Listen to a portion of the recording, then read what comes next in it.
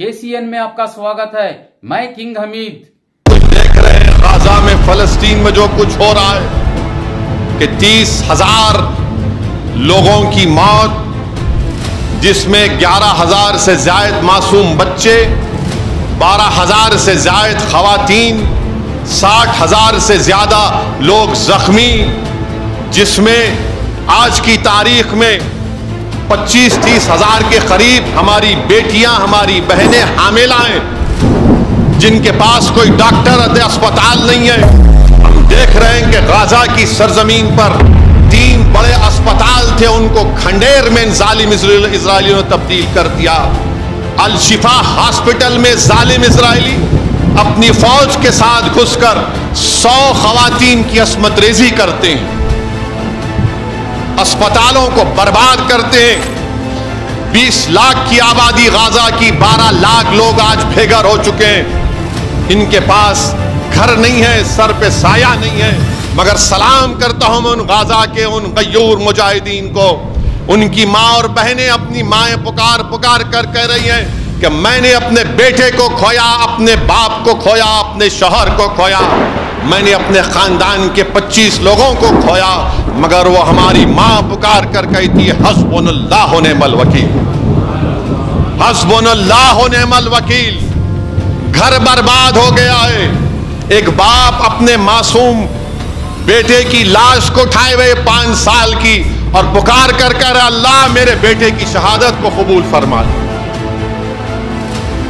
कफन में लपटी हुई लाश एक माँ उठाकर अपनी बेटी की लेके जा रही है और कह रही है कि अल्लाह हम तुझसे नाउम्मीद नहीं है, अल्लाह हम तुझसे नाउम्मीद नहीं है। कुछ देख रहे हैं गाजा में, फलस्तीन में जो कुछ हो रहा है कि 30,000 लोगों की मौत, जिसमें 11,000 से ज्यादा मासूम बच्चे, 12,000 से ज्यादा खवातीन, 60,000 से ज्यादा लोग जख्मी, जिसमें आज की तारीख में 25-30 हजार के करीब हमारी बेटियां, हमारी बहनें हामिला हैं, जिनके पास कोई डॉक्टर अस्पताल नहीं है।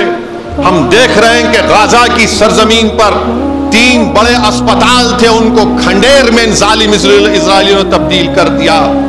अल शिफा हॉस्पिटल में जालिम इजरायली अपनी फौज के साथ घुसकर 100 खवातीन की अस्मत रेजी करते हैं, अस्पतालों को बर्बाद करते हैं।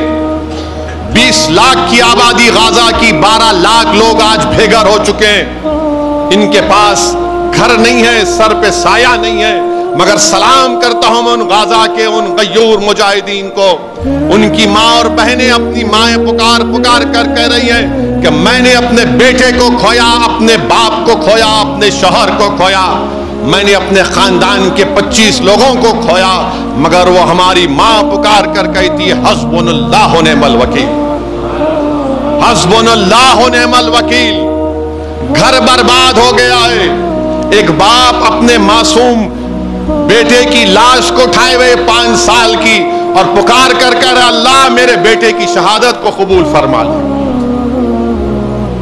कफन में लपटी हुई लाश एक माँ उठाकर अपनी बेटी की लेके जा रही है और कह रही है कि अल्लाह हम तुझसे नाउम्मीद नहीं है, अल्लाह हम तुझसे नाउम्मीद नहीं है। मेरे अजीज दोस्तों और बुजुर्गों, ये लोग, ये ताकतें हमको डराना चाहती हैं, मगर मुझे यकीन है कि अल्लाह सुब्हाना व तआला जरूर इन फलस्तीनियों को सरखुरू करेगा, अल्लाह इनको कामयाब करेगा, अल्लाह इनको गलबा देगा इंशाअल्लाह ताला। जो दुनिया आज बहरी हो चुकी है, जो दुनिया आज बहरी हो चुकी है, इनकी तकालीफ को नहीं सुन रही है। मासूम बच्चे भूख से मर रहे हैं, जो बच्चे जिंदा हैं फाका कशी से मर रहे हैं, दवाएं नहीं है उनके पास। मगर दुनिया अंधी हो चुकी है, दुनिया बहरी हो चुकी है। ये दुनिया जो बड़ा दर्ज देती है मुसलमानों को कि अपनी बच्चियों को पढ़ाओ, ये दुनिया जो बड़ा पुकार पुकार कर कहती है कि तुम्हारा हिजाब, तुम्हारा बुर्का तुम्हारी तरक्की में हायल हो रहा है, ये दुनिया जो बड़ा मुसलमानों को मसावात का दर्ज देती है, अरे तुम्हारे कौन से मसावात हैं? کہ 30,000 لوگ مر گئے مگر تمہاری زبانوں پر اسرائیلیوں کو ظالم تم نہیں کہہ سکتے. یہ کون سی تمہارے مساوات ہیں؟ یہ کون سا تمہارا ترقی یافتہ پن ہے کہ بچے بھوکے مر رہے ہیں؟ 11,000 بچے مر گئے مگر تمہاری زبانوں پر ان بچوں کی تکالیف کا ذکر نہیں ہوتا. مگر یاد رکھو، تاریخ گواہ ہے کہ اللہ ضرور انصاف کرے گا انشاءاللہ تعالی. لوگ پوچھتے ہیں، ہم فخر کرتے ہیں کہ بھائی ان کے پاس سونے کے پہاڑ ہیں، ان کی زمین کے نیچے تیل ہے، پیسہ اربوں دولت ہے، مگر کیا فائدہ اس تیل کا، اس سونے کے پہاڑوں کا جو ان 30,000 کو نہیں بچا سکے. 1 گھنٹے میں تم سفر طے کر سکتے مگر تم کو فکر نہیں ہے. تم اپنے شاہی محلات میں موج منا رہے. مناؤ موج، یہ دنیا ختم ہوگی، یاد رکھو. اور کسی ایک فلسطینی نے رو کر کہا کہ جو آج ہماری تائید میں بات نہیں کر رہے، ہم اپنی بات کو حشر کے میدان میں اللہ کے سامنے کریں گے. ہم اپنی بات کو اللہ کے سامنے حشر کے میدان میں کریں گے. تو تیار ہو جاؤ. جن کے پاس سونے کے پہاڑ ہے، جن کی زمینوں میں تیل ہے، یہ اس دن تم کو کام نہیں آئے گا جب ایک باپ کھڑا ہو جائے گا اور کہے گا کہ پروردگار یہ معاملہ تھا، میری بیٹی کی عصمت ریزی کر دی گئی، میرے باپ کو مار کر جب میں قبرستان میں دفنایا تو میں دیکھتا ہوں کہ اسرائیلی فوج کے ظالم لوگ بلڈوزروں سے میرے باپ کی لاش کو نکال کر اپنے کتوں کے حوالے کرتے کہ کھاؤ میرے باپ کی لاش کو. تو جب ان کو جواب دینا پڑے گا، ان کو بتانا پڑے گا.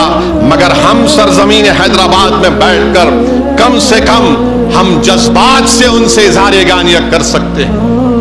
یہ سب سے کم ایمان کی نشانی ہے کہ کم سے کم ہم جذبات سے ان معصوم فلسطینیوں کو ہم اپنا پیغام دے سکتے ہیں کہ ہم ضرور تمہاری تکلیف کو محسوس کر رہے ہیں، ضرور تمہاری اس بربادی کو، تمہاری شہادتوں کو، تمہارے بچوں کے یتیم ہو کر ہم جو دیکھتے ہیں یقیناً ہماری آنکھ میں آنسو آتے ہیں. اور سلام کرتا ہوں سرزمین حیدرآباد پر، اور خاص طور سے حیدرآباد کے اس علاقے کے ان تمام مساجد کے ذمہ داروں کو جو ہر نماز میں، جو تراویح کی نماز کے بعد جو دعا ہوتی ہے، تہجد کی جو اجتماعی نمازیں ہو رہی ہیں، اس میں رو رو کر اللہ سے بھیک مانگ رہے ہیں کہ اللہ فلسطینیوں پر رحم فرما دے. میرے بھائی، یہی تو خصوصیت ہے ہماری سرزمین کی، یہی تو خصوصیت ہے، یہی تو مزاج ہے ہمارا کہ ہم ان غزہ کے فلسطینیوں کی تکلیف کو محسوس کرتے ہیں. کوئی دن میرے پاس نہیں جاتا کہ لوگ فون کر کے پوچھتے ہیں کہ بتاؤ کیسے ان کی مدد کر سکتے، ہم کیسے ان تک ہم کچھ امداد پہنچا سکتے ہیں. میں ان کو کہتا ہوں کہ اللہ آپ کے جذبے کو سلامت رکھے. مگر ہماری حکومت جب تک ایک اعلان نہیں کرے گی ہم کچھ مدد نہیں کر سکتے. مگر میرے بھائی، اللہ نے آپ کو اور ہم کو ایک بہت بڑا ہتھیار دیا ہے. وہ ہتھیار ہمارے ہاتھ ہیں، وہ ہتھیار ہمارے ہاتھ ہیں. ہم ہر نماز کے بعد، ہر ذکر کے بعد اللہ سے دعا کرتے رہیں کہ پروردگار جو آج یہ بے و سر و سامانی کے عالم میں یہ فلسطینی، اللہ تو ان کو رحم فرما دے. اللہ سے دعا کرتے رہیے کہ اللہ رزاق، اللہ ان کو رزق دے دے، اللہ شافی، اللہ ان کو شفا دے دے، اللہ غیب سے ان کی مدد فرما دے. اور اللہ سبحانہ و تعالیٰ صبح قیامت تک غزہ کے فلسطینیوں کو اللہ وہاں پر آباد اور شاداب رکھے.